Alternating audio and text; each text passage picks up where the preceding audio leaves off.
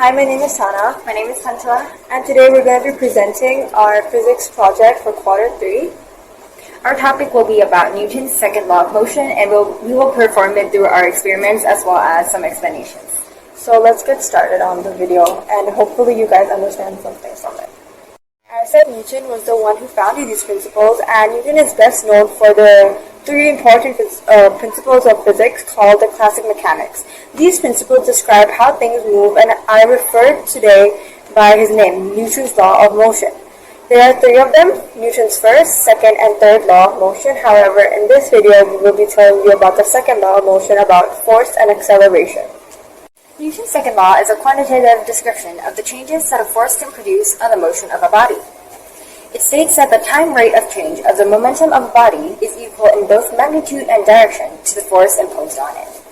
Okay, so in simpler words, Newton's second law states that an object will remain stable, like not moving, unless a force is acting upon it. So basically, it will stay stable like an object, but if a force or some kind of acceleration is acted upon it, it will move. Riding your bicycle is a good example of this law of motion at work.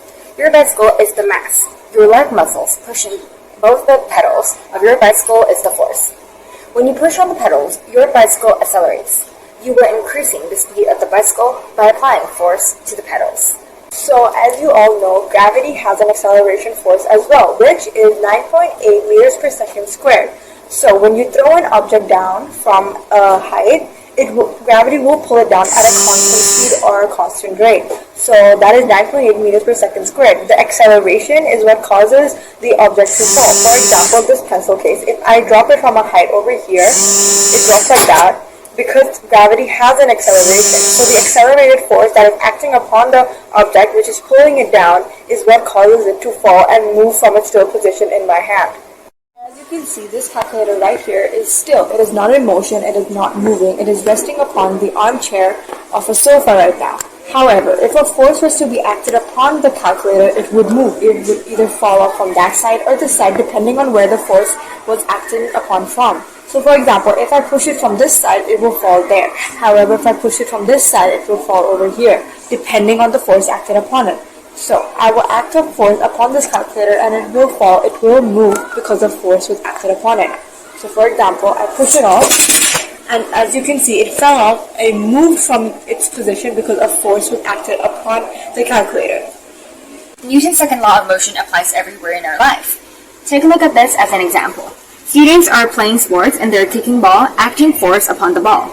And as you can also see that the ball moves in the direction and in the pace that the students are kicking the ball.